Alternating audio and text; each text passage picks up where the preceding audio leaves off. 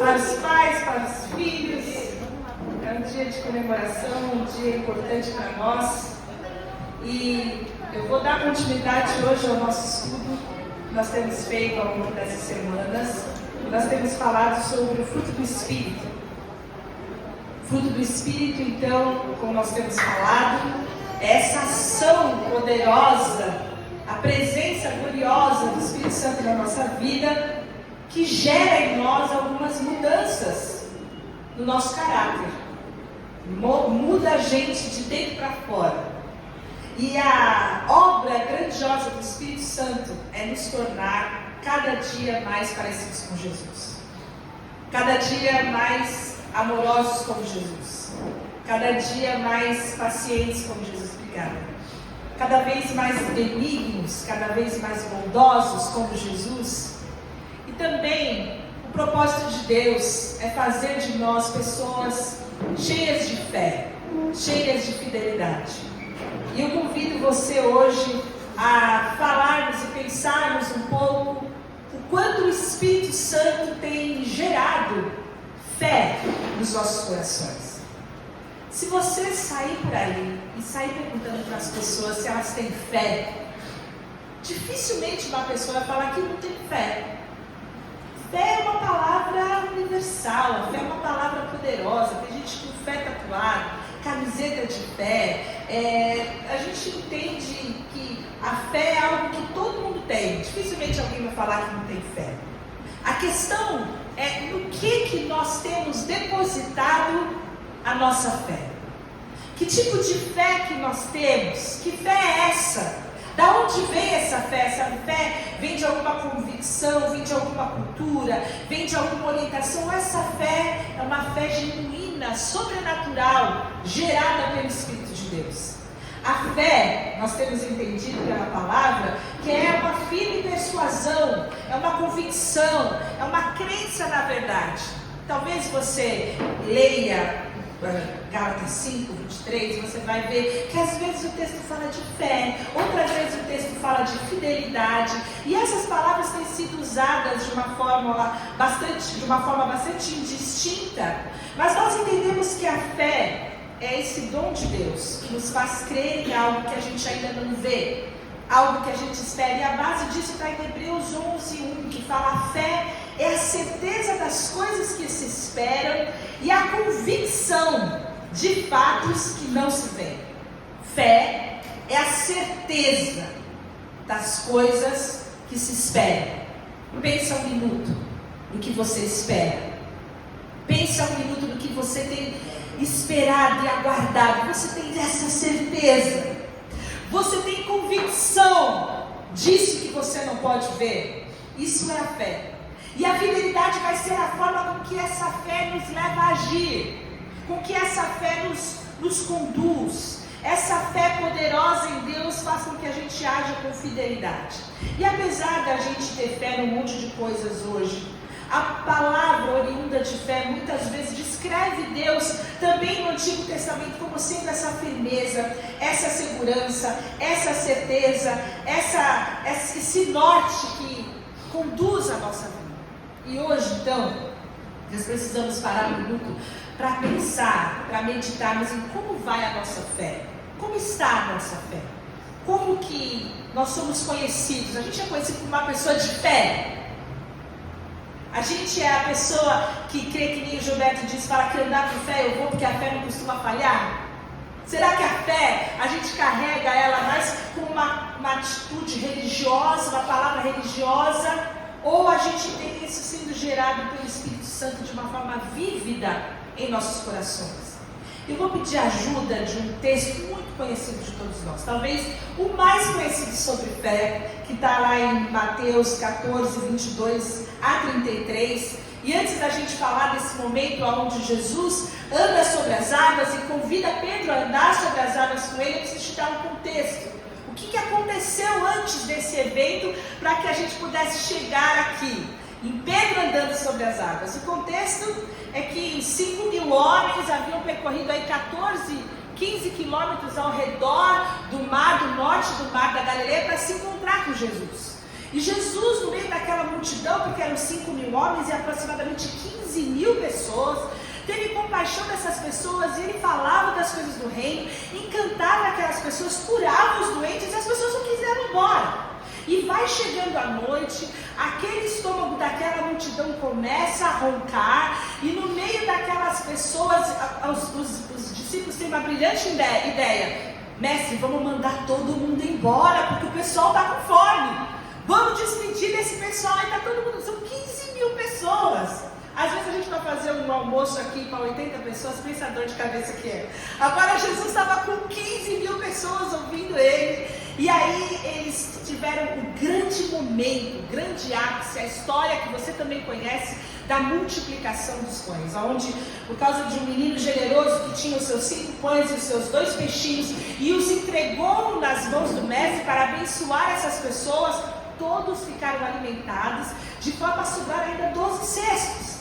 E o que acontece depois disso, você vai ler em João 6,14, eu não trouxe esse texto, mas eu vou ler para você, em João 6,14 e 15, quando está falando sobre esse momento após a multiplicação dos pães, o povo fala o seguinte, o texto fala, depois de ver o sinal miraculoso que Jesus tinha realizado, o povo começou a dizer, sem dúvida, esse é o profeta que devia vir ao mundo. Sabendo Jesus que pretendiam proclamá-lo rei à força, retirou-se sozinho novamente para o monte. Depois que aquele povo come e se farta, partindo o pão da mão do mestre, 15.000 pessoas, e sobra ainda alimento, 12 cestos, eles falam, esse é o rei. Esse é o cara que veio libertar a gente da opressão romana. Vamos fazê-lo rei. Eles estavam preparados para fazer um golpe de Estado e transformar então Jesus como rei à força. E aí a gente teria a nação de Israel como uma grande potência mundial, porque era dessa forma que os judeus esperavam o Messias. E Jesus, o texto de João 6,15 fala, sabendo dessa coisa que estava sendo arquitetada para fazer dele rei à força, então ele se retira sozinho, mas ele também muito cuidadosamente tira os seus discípulos dessa situação. Era uma festa, muito barulho, todo mundo ovacionando Jesus, e com certeza os discípulos estavam adorando tudo aquilo. É então nesse momento que a gente chega em Mateus 14. Se tiver muito pequenininho o texto, você pode acompanhar aí pela sua Bíblia. Mateus 14, versículo 22 em diante fala, logo em seguida, Jesus insistiu com os discípulos para que entrassem no barco e fossem adiante dele para o outro lado, enquanto ele despedia a multidão. Tendo despedido a multidão, subiu sozinho ao monte para orar. Ao anoitecer, ele estava ali sozinho. Mas o barco já estava a considerável distância da terra, fustigado pelas ondas, porque o vento soprava contra ele. Alta madrugada, Jesus dirigiu-se a eles andando sobre o mar. Quando viram andando sobre o mar, ficaram aterrorizados e disseram, é um fantasma, e gritaram de medo. Mas Jesus imediatamente lhes disse, coragem, sou eu, não tenham medo. Jesus, Senhor, disse Pedro, se és tu, manda-me ir ao teu encontro por sobre as águas. Venha, respondeu ele. Então Pedro saiu do barco, andou sobre a água e foi na direção de Jesus. Mas quando reparou no vento, ficou com medo e começando a afundar, gritou, Senhor, salva-me. Imediatamente Jesus estendeu a mão e o segurou e disse, homem de pequena fé, por que duvidou? Quando entraram no barco, o vento cessou. Então os que estavam no barco o adoraram, dizendo, verdadeiramente, tu és o Filho de Deus. Vamos orar? Senhor, nós te agradecemos pela tua palavra, que ela é viva, é poderosa e ela é eficaz. E ela pode, ó Deus, trazer para a verdade dos nossos corações a dimensão da tua glória, do teu poder, da tua autoridade, aquele que é digno de que nós coloquemos toda a nossa fé, a nossa esperança, a nossa certeza e a nossa convicção. E é por causa da tua palavra, Deus, que nós pedimos que sejamos alimentados, sejamos confrontados, sejamos edificados nessa manhã, em nome de Jesus. Amém. A gente, antes de falar da nossa fé, precisamos falar da fé de Jesus, do poder de Jesus, da autoridade de Jesus, daquele em quem nós depositamos a nossa fé, porque antes de nós termos fé, de sermos fiéis. Nós temos em Jesus o mais poderoso e o mais fiel de todos os senhores, o único Senhor. E quando nós olhamos para Jesus e olhamos para esse texto, vemos a fidelidade de Jesus demonstrada de 4 maneiras, 4 formas, 4 verbos usados aqui nesse texto, que nos indicam a forma com que Jesus trata conosco, a forma com que Jesus tratou com aqueles discípulos, especificamente nesse texto. E o primeiro deles está em Mateus 14, 22, quando o texto fala que Jesus, logo em seguida, depois daquele alvoroço, multiplicação dos pães, o coração daquela multidão querendo levar Jesus e proclamar Jesus como um rei, Jesus coloca e insiste para os seus discípulos, entrem naquele barquinho e eles vão embora. E esse insistir que você vai ler na sua Bíblia, fala sobre obrigar com força, sobre coagir, sobre fazer com que eles obedecessem, porque muito provavelmente os discípulos estavam gostando daquela situação. Eles não queriam ir embora, eles queriam permanecer naquela celebração, eles queriam ver a coisa acontecendo, o circo pegar fogo, uma manifestação política de descontentamento, do tipo, vem para a rua, era aquilo que estava acontecendo ali, mas Jesus pega os seus discípulos, coloca no barquinho e insiste que é o momento deles irem embora. E eles então são colocados ali para que eles não pudessem ter seus corações influenciados por toda aquela lisonja, por todo aquele frenesi, por todo aquele movimento político. Jesus insiste e os retira dali. A segunda coisa que Jesus vai fazer então é que ele ora. Nós temos falado um pouco sobre oração no grupo de quinta-feira, e uma das coisas que nós temos comentado é o quanto que Jesus orava e ele gostava de estar na presença do Pai.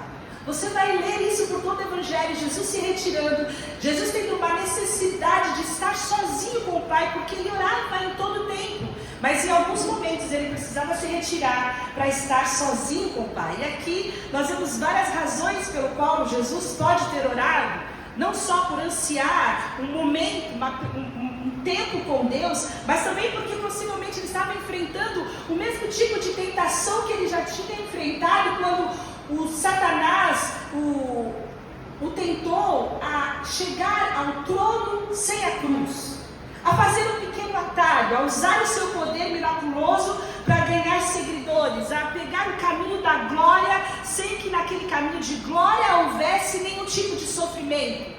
Naquele momento onde havia o reconhecimento do senhorio e da divindade, ele certamente é o profeta. Jesus se retira. Jesus vai orar, ele vai invocar para que o Pai pudesse restabelecer então a sua visão da missão, daquilo para a qual Jesus veio. E Jesus sempre falou que ele tinha vindo para morrer, ele tinha vindo para se entregar, ele tinha vindo, a missão de Jesus era derramar o seu sangue na cruz, para que através daquele sangue derramado houvesse perdão e redenção dos pecados. Jesus se retira para orar e provavelmente ele ora por seus discípulos. Ele ora pelo coração daqueles que levariam e proclamariam o Evangelho a todas as nações, conforme nós lemos depois no livro de Atos.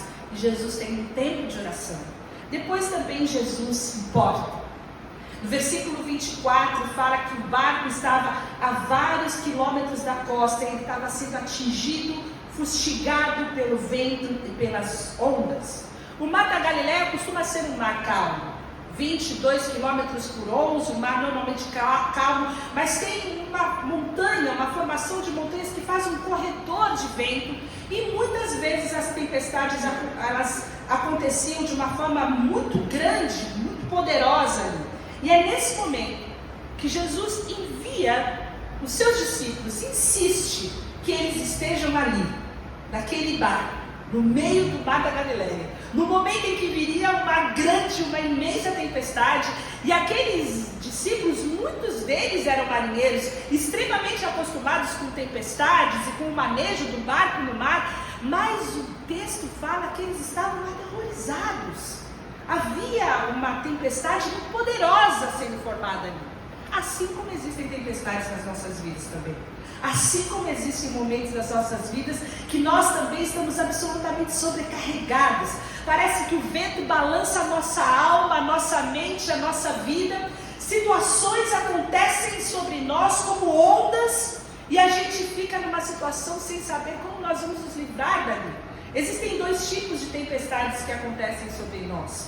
As tempestades de correção, como aconteceu lá na vida de Jonas, onde ele precisava mudar de rota, onde ele precisava sair daquele lugar onde ele estava de desobediência e se voltar para Deus. Mas existem outras tempestades, também muito poderosas, como essa dos discípulos, que são de aperfeiçoamento.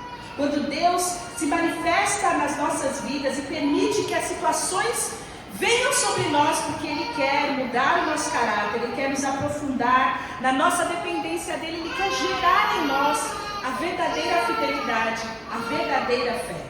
Se você observar em Marcos 6,48, Ele viu os seus discípulos remando com dificuldade, porque o vento soprava contra eles, alta madrugada, e Jesus vai até eles.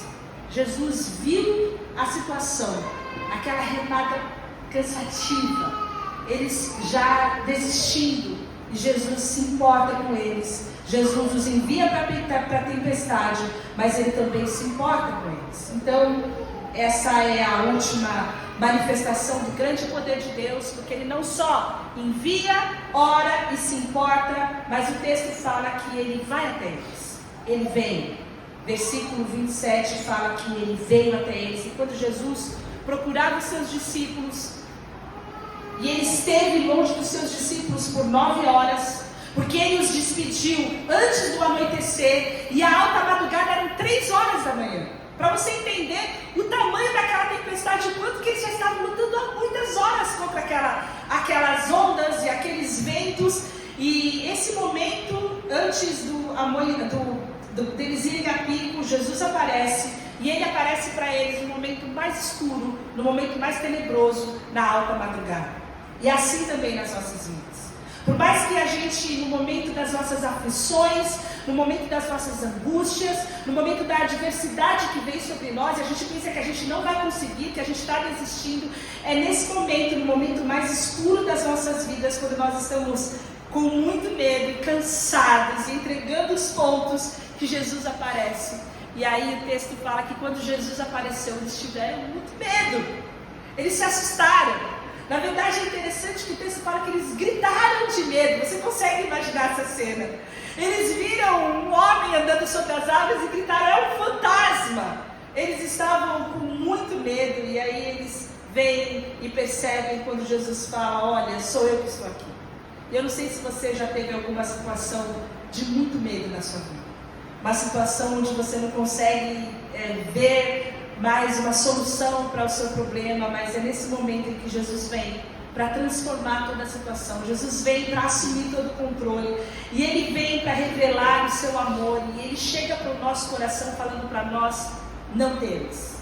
E eu gosto quando o pastor Leandro fala sobre não temas, que a gente tem 366 não temas na Bíblia, um para cada dia do ano, e até no ano bissexto, Deus fala para nós: não temas. É algo muito poderoso, um comando repetido com muita frequência nas Escrituras, porque nós temos essa tendência a nos acovardar. Nós temos uma tendência no momento da adversidade, no momento do problema, a não enxergar a presença muito mais poderosa que o problema ao nosso lado, então nós tememos. Nesses momentos a gente se fecha e a gente tem muito medo, e Jesus estava com eles naquela madrugada. Jesus poderia ter acalmado a tempestade de longe, poderia. Jesus poderia ter evitado que aqueles discípulos estivessem naquele barquinho naquela hora, poderia. Mas Jesus nos enviou para aquela tempestade. Ele não evitou tudo isso porque é muito mais preocupado com o conforto e com o bem-estar daqueles discípulos. Jesus estava preocupado em transformar, em aperfeiçoar, em gerar uma fé verdadeira naqueles seguidores. E esse tipo de ensino só acontece na nossa vida no momento da tempestade. As coisas poderosas, a revelação do poder de Deus só vem na nossa vida no momento em que nós confiamos e entregamos aquilo que nós já não temos mais o controle nas mãos do Senhor. É nesse momento que nós temos a revelação do grande poder de Deus e da presença gloriosa de Jesus na nossa vida, também no meio da tempestade. Então, nesse momento, quando Jesus se aproxima, a gente encontra a fé de Pedro. E a fé de Pedro confronta a nossa fé, abençoa a nossa fé. E através dessa leitura nós também podemos ter a nossa fé aperfeiçoada. Porque Pedro agiu de 3 maneiras. Quando Jesus fala, sou eu, a primeira coisa que Pedro faz é ele chama. Ele fala, Senhor, se é você, eu quero estar onde você está. Senhor, se é você, me diga para ir até você na água. Jesus ouve a voz de Jesus, ele ouve a voz do Mestre, e ao invés de gritar de medo como os outros 11, ele fala, é Jesus, e eu quero ir até ele, eu quero estar onde Jesus está, eu quero saber se é ele para estar onde ele está. E se nós temos essa ideia da dimensão da fé que podemos alcançar, a primeira coisa que nós precisamos é saber aonde Jesus está, quem é Jesus e o que ele está fazendo. Muitas vezes nós queremos trazer Jesus para os nossos projetos, nós queremos trazer Jesus para a nossa vida, nós queremos trazer o poder de Jesus, queremos que a nossa fé seja aperfeiçoada quando Jesus vem para a nossa vida, quando nós precisamos saber aquilo que Jesus está fazendo, para nos colocar à sua disposição e agir junto com ele. Esse é um grande ato de fé, a missão de cooperar com Jesus naquilo que ele já está fazendo. A gente não tem que pedir para Jesus entrar no nosso barco, mas a gente tem que ter a coragem de ir até Jesus, de estar com ele, ainda que seja sobre as águas. Nesse momento, nós nos engajamos naquilo que é o projeto de Deus para as nossas vidas. Orteberg escreve que essa não é uma história sobre assumir riscos, mas é principalmente uma história sobre obediência. Isso significa que eu tenho que discernir entre um chamado autêntico de Deus e o que pode ser simplesmente um impulso da minha parte. Eu preciso saber se essa voz, esse comando é do meu coração ou se é a voz de Deus. Se é Deus falando, sou eu, eu sou o grande eu sou. É isso que acontece com as nossas vidas no meio da tempestade, no meio das lutas, no meio dos problemas, no meio das situações onde nós perdemos absolutamente o controle. Se nós afinarmos os nossos ouvidos acima do volume das águas, acima do volume dos ventos, nós vamos ouvir que o eu sou, o grande eu sou, está nos chamando para cooperarmos com ele em sua missão e sua obra. E isso é fé. A segunda coisa que Pedro faz é que ele saiu do barco. Porque apesar de ouvir um convite, como nós ouvimos hoje um convite da voz poderosa de Jesus, muitas vezes nós não temos a coragem de sair do barco. Seria um milagre grande o suficiente andar sobre as águas? Seria um milagre grande o suficiente que Jesus acalmasse a tempestade? Mas ele quer experimentar algo mais. Ele quer ir até onde Jesus está. Então ele, com coragem, ele, para experimentar algo mais, ele, para ter a fé aperfeiçoada, sai do barco e vai até Jesus. Nesse momento, então, ele vai até Jesus, e esse é o que Jesus fala que nós precisamos fazer. Eu tenho certeza que Pedro estava com medo, tenho certeza que não foi um momento confortável, mas ele estava obedecendo ao comando de Jesus.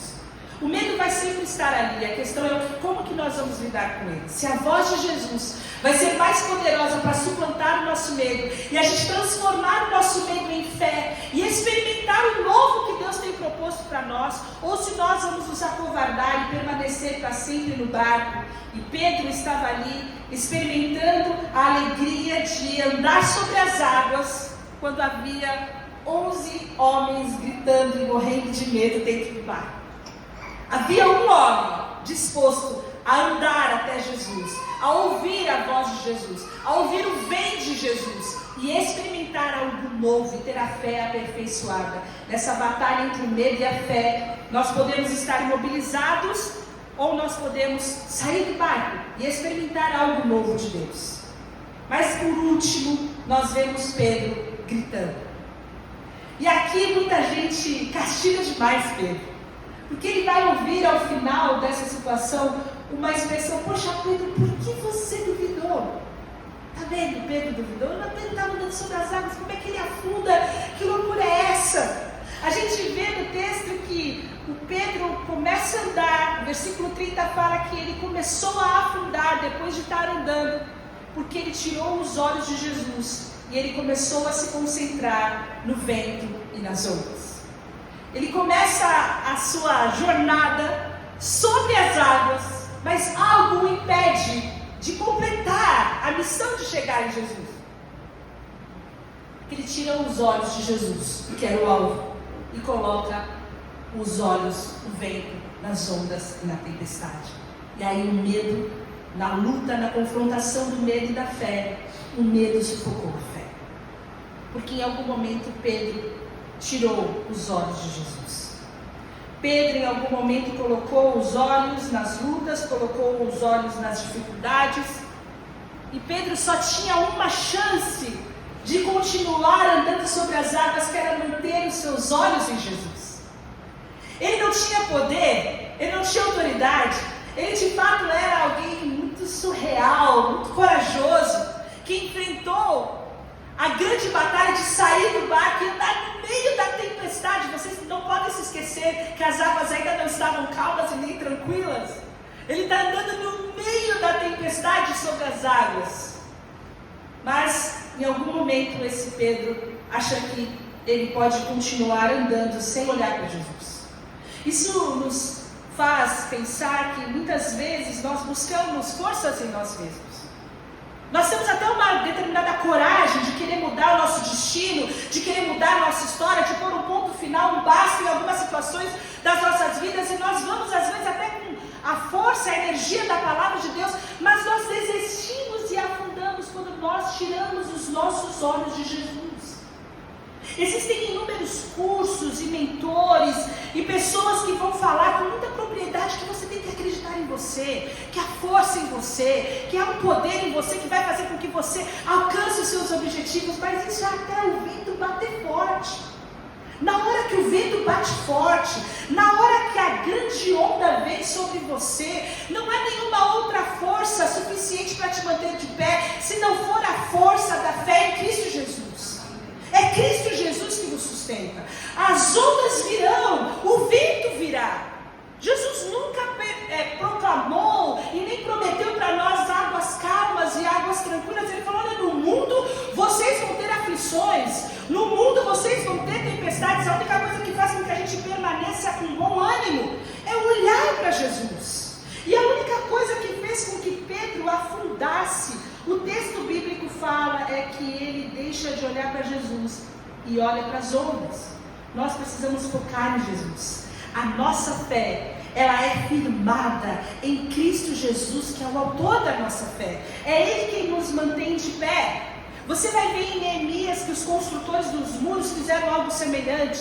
Eles começaram a construir os muros, um projeto maravilhoso de reconstrução, cheios de fé, mas em algum momento eles olharam para os escombros. Em algum momento eles começaram a olhar para os entulhos, ao invés de manter a visão em Deus e na missão e naquilo para o qual eles foram destinados a fazer. E isso acontece com a gente em projetos longos, longas orações. Algumas orações que você já está fazendo há 1 ano, há 2 anos. Algumas coisas na sua vida que você não vê que acontecer. Você continua buscando, mas você não vê melhora. Não tire os seus olhos de Jesus. Não perca a sua fé. Jesus é poderoso para operar aquilo que nós não podemos. Jesus é poderoso para controlar aquilo que nós não temos controle. Não olhe para os ventos, não olhe para a tempestade, não olhe para os escombros, olhe para Jesus. Nesse momento nós vemos Pedro gritando de medo, porque ele começou a afundar. Qual que é a resposta de Jesus?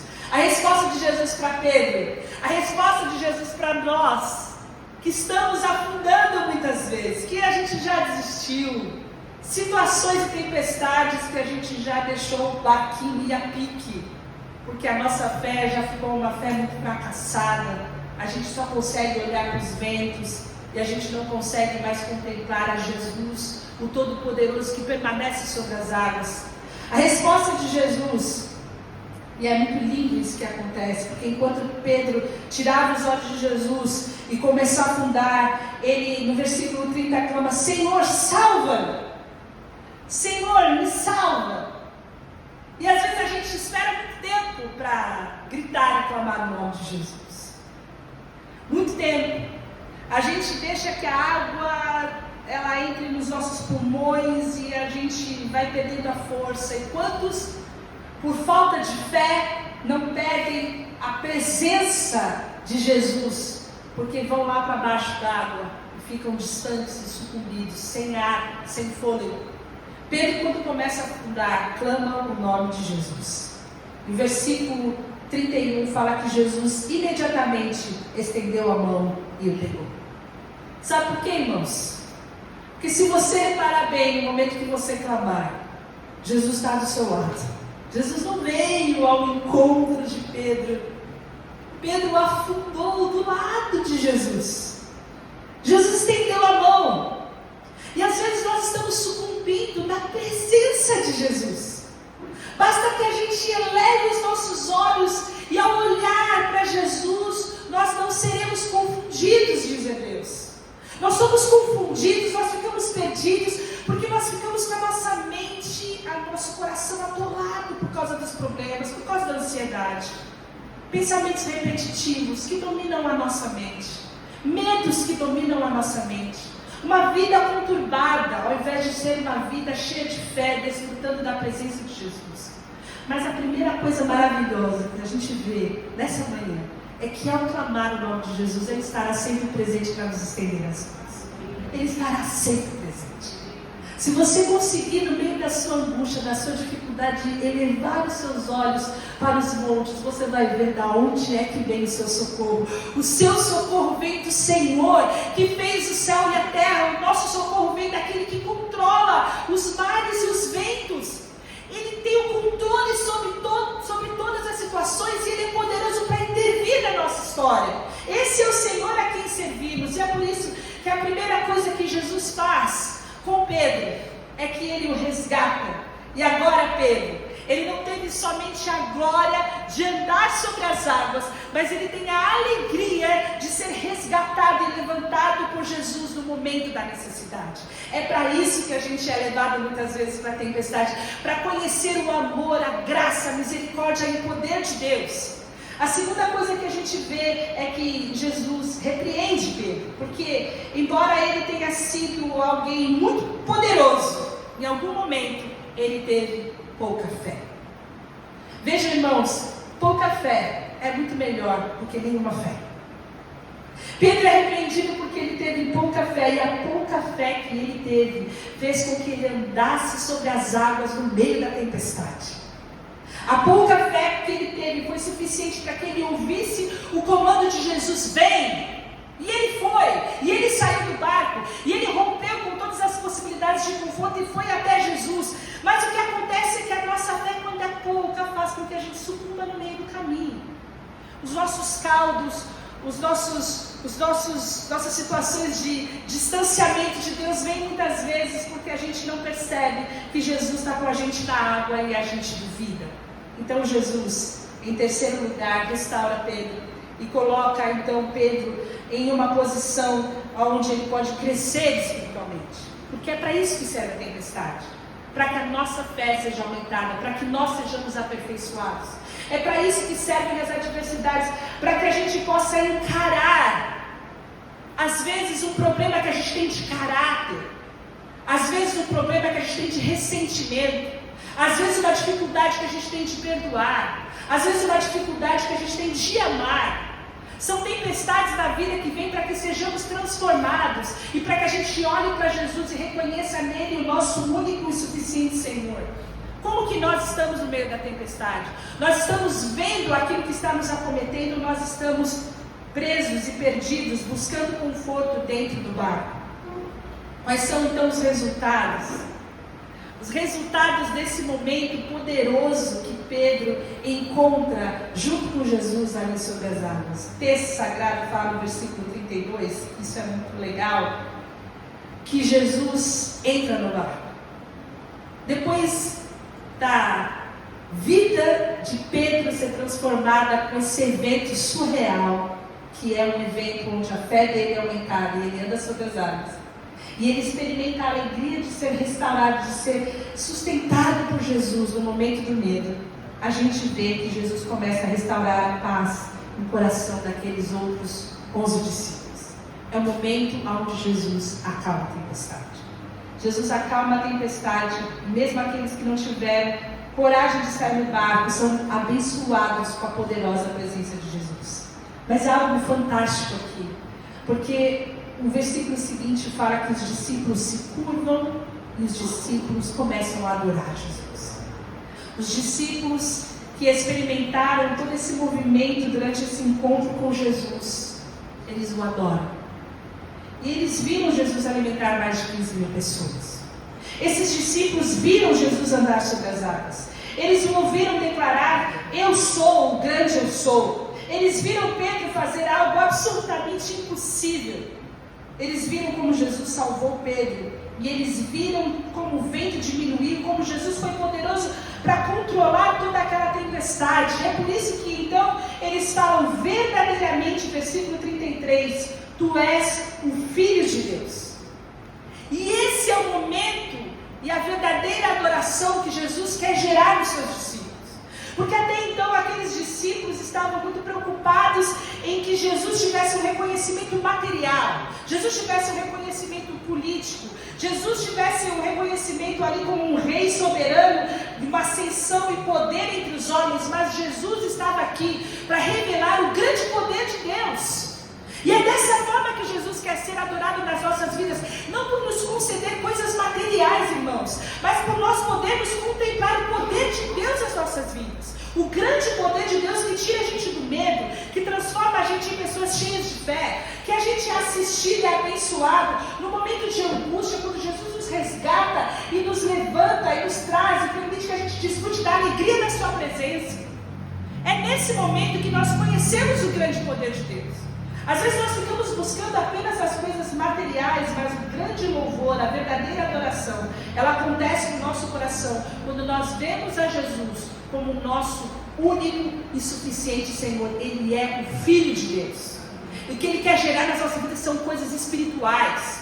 O Filho de Deus não veio para nos trazer conforto, Ele não veio para nos dar as coisas desse mundo. Toda a nossa movimentação para buscar a Deus apenas por coisas materiais, ela é limitada, irmãos. Deus nos leva para o meio do mar, Deus nos leva para debaixo dos ventos, Deus permite que ondas venham contra o nosso barquinho para que a gente conheça a virtude de ser cheio do Espírito Santo de Deus. É isso a vida de Deus. A vida de Deus não é apenas para me dar e coisas materiais, não é sobre ser rei e ter poder, e ter ascensão, e ter domínio, e ter dinheiro, e ter conforto. Isso são coisas desse mundo. Deus quer gerar em nós a verdadeira adoração. E se você quer ter esse fruto da fé sendo transformado na sua vida, onde Jesus transforma os seus medos, a sua apatia, em alguém que tem fé em Jesus, alguém que está seguro, alguém que responde ao comando de Jesus, a gente pode aprender então com Pedro a chamar a Jesus, a orar e pedir a Deus para que Ele possa revelar a sua vontade nos nossos corações, para que nós possamos ouvir dEle que Ele é quem Ele é, para que a gente possa ouvir da voz de Jesus: vem. Então a gente possa sair e atender ao comando de Jesus e sair do barco e romper com os nossos medos, identificar o que nos limita, o que é que nos impede de nos movermos, de darmos um passo a mais em direção ao poder de Deus, o que é o nosso barco, o que é que nos segura, o que é que nos impede de experimentar mais de Deus. Em terceiro lugar, gritar. Porque se você sente que você está sucumbindo, se você sente que os problemas e as angústias tomaram o teu coração de uma forma que você já não consegue mais ver e nem contemplar Jesus, e você está realmente afundando na sua fé, você pode gritar, você pode clamar, porque você vai experimentar a poderosa mão de Jesus levantando você no meio da tempestade. E aí você pode se curvar e você pode reconhecer em Jesus, o nosso Senhor, aquele que é verdadeiramente Filho de Deus, digno de ser adorado, digno de toda honra, digno de toda adoração. O limite, de acordo com as Sagradas Escrituras, o limite humano é o lugar mais frequente do encontro com Deus. Qual é o seu limite? Qual é o seu cansaço? Qual é o seu medo? Que ondas que têm vindo sobre você? Qual a situação que você já não aguenta mais? Porque o seu barco é qualquer coisa que representa um lugar de segurança e de proteção que não é o próprio Deus. O seu barco é a sua vida sem o poder de Deus, é a sua vida sem fé. O seu barco é tudo que você se sente tentado a confiar no meio da situação turbulenta, no meio da situação e da adversidade. O seu barco é o seu dinheiro, é o seu emprego. O seu barco são os seus investimentos, o seu barco é a sua família, o seu barco é o seu estilo de vida, o seu barco é a sua posição, o seu barco são os seus amigos. Qual é o seu barco? O que faz, o que te impede, o que te segura de você sair dessa situação para você experimentar mais de Deus? O que é aquilo que te mantém tão confortável que você não pode abrir mão dele para experimentar e ouvir o chamado de Jesus? Vem. O que é isso? Porque nós precisamos dar um passo à frente. Nós precisamos ouvir a voz de Jesus. E assim como Pedro, experimentar a glória de andar sobre as águas. Ainda que a gente afunde, a gente também vai experimentar a glória de ser erguido por Jesus no momento de desespero.